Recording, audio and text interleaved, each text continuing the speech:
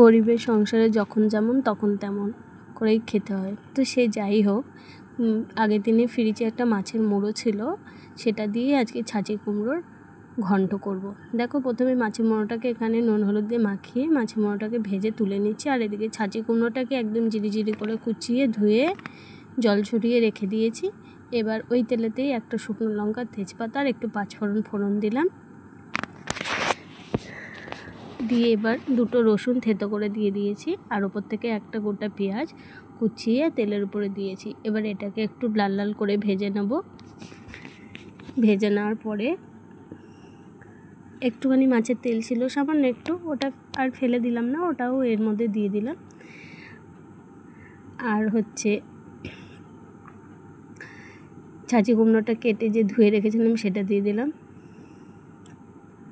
আর এতে আমি কোনো রকম মশলা অ্যাড করিনি, না আদা বাটা না জিরে বাটা, কোনো কিছুই নয়। আর নুন হলুদ দিয়ে এটাকে খুব ভালো করে একটু নাড়িয়ে চাড়িয়ে এটা ঢাকা দিয়ে কিছুক্ষণ মজতে দেবো।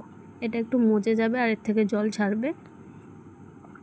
প্রায় কিছুক্ষণ পরে মজে গেছে একটু, দিয়ে এবার এটাকে আবারও কিছুক্ষণ নাড়াবো চাড়াবো। তারপর মাছের মুড়োটা এর সাথে অ্যাড করব। দিয়ে মাছের মুড়োটাকে একটু ভেঙে দেবো, খুব 2-4 টুকরো করে দেবো একটু ভেঙে। দিয়ে এটাকে খুব ভালো করে কষাতে থাকবো। দিয়ে একদম যখন জল মরে যাবে আর একটু শুকনো শুকনো হয়ে আসবে, তখন একটু স্বাদ মতো সামান্য একটু চিনি দেবো। এটাকে খুব ভালো করে নাড়িয়ে ছাড়িয়ে একদম শুকনো শুকনো হয়ে আসবে, তখন ওপর থেকে 4টে কি 5টা কাঁচা লঙ্কা দেবো। যেহেতু কোনো রকম মশলা আমি এখানে অ্যাড করিনি, সে কারণে লঙ্কা বাটাটাও দিইনি। ওপর থেকে 4-5টা কাঁচা লঙ্কা ছেড়ে দিয়ে দিলাম। দিয়ে এটাকে খুব শুকনো শুকনো করে নেব।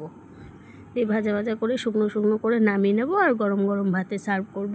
আপনারাও একবার এইভাবে বানিয়ে দেখুন, অবশ্যই ভালো লাগবে আর অপূর্ব স্বাদ হয় খেতে। এতে আর কোনো রকম কোনো কিছুই দিতে লাগে না। এটা দিয়েই এক থালা ভাত নিমেষেই শেষ হয়ে যাবে। দেখা হচ্ছে নেক্সট টাইম, বাই বাই।